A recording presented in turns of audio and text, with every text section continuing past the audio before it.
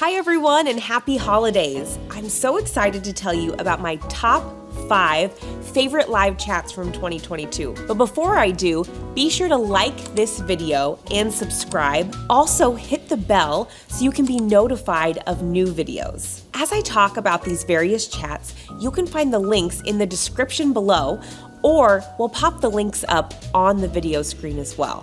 First was my chat with my good friend David Troxel. We talked about dementia and personal care and turning a no into a yes. We discussed how often caregivers are very well-meaning, but it might be their approach that's resulting in a no when it comes to these personal care activities. So we talked about a lot of tips. One of my favorite is setting yourself and the person up for success.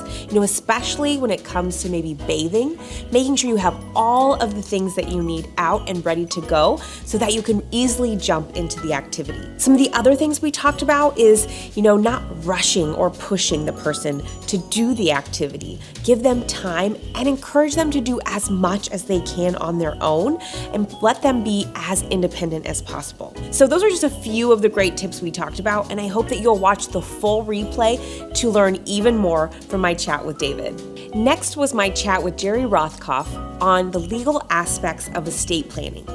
When you're a caregiver, thinking about the legal aspects of aging and caregiving can be really overwhelming at times. I talked with Jerry about a lot of different kind of legal aspects of caregiving and aging, but what I didn't realize is the importance of working with an elder law attorney. Elder law attorneys, they have a better understanding of aging and aging issues than your normal general attorney would. And did you know that even amongst elder law attorneys, some of them have different specializations and expertise? So I hope that you watch my chat with Jerry to learn more about these legal aspects and how they can support you on your caregiving journey. My number 3 chat of 2022 was with Liz O'Donnell from Working Daughters.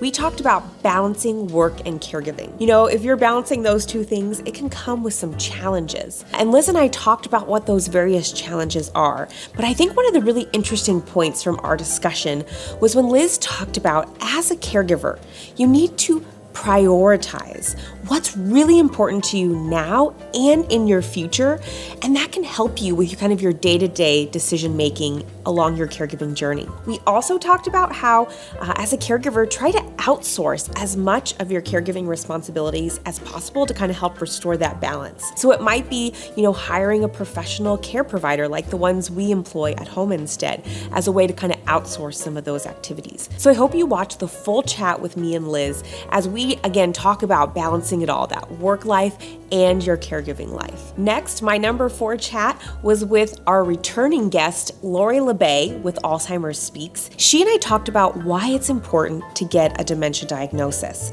It can be overwhelming and a little frightening to bring up to a loved one that you're noticing changes. But one helpful tip Lori mentioned was talk about how we are all changing, because that's true. We change as we get older, and ask the person if they themselves have noticed any changes. I thought that was such a helpful tip. Another thing we discussed is that sometimes, while the family might be hesitant to receive the diagnosis, that person that's living with dementia, often they feel validated and they feel a sense of relief after they get a diagnosis, because somebody finally has again validated that something was really going on. So that's something important to keep in mind. A final tip that Lori mentioned is it's so important to find a mentor or connect with others going through a similar experience. That kind of peer-to-peer mentorship can be so helpful. So you can look for that in support groups, in memory cafes, and other outlets that we discuss on our chat. So I hope you'll go back and watch the full chat with Lori. Again, we talked about why getting a dementia diagnosis is so important. My number 5 favorite chat of 2022 was with Cindy and Christina Harden-Weiss. We talked about pro tips for returning home from a hospitalization. These ladies shared so many great tips. When you come home from the hospital, it can be overwhelming thinking about, in adjusting the entire environment to make sure that your loved one is set up for success. But they shared that there are 3 main areas that you should focus on first. One is your comfy chair or that person's favorite place to sit in the house, making sure it's the right height. Also, the height of the toilet seat and the height of the bed. So those are 3 great tips that we talked about. We went into a little more depth on each of those areas. And then we also talked about some additional caregiving hacks and kind of caregiving pro tips, one of which was checking out your local lending closet before going out and purchasing new equipment. So another great tip that I learned from that chat with Cindy and Christina. I hope you'll go out and watch the entire chat to learn more. Okay, I know I said that I was going to share just my top 5 favorite, but I had to add a bonus. There were so many good chats this past year, but the cherry on top was my chat with Loretta Veney. She and I were live together and in person, and we talked about using play activities to build caregiving connections. And she shared actual activities that she did with her mom who was living with Alzheimer's. We played with all sorts of things, including Legos. Yes, Legos. It's a great caregiving activity. So I'd encourage you to go out and watch our full chat that we did together. Again, all about play and bringing joy to caregiving. Bringing resources and supporting family caregivers is something that I'm truly passionate about. So I am honored that I've gotten to do this live chat series over the past year to again bring resources and information to you. I hope that you will go back and watch the chats from 2022 that are most applicable to you. I realize caregiving is not always easy. It can be isolating and lonely at times, but please know you're not alone.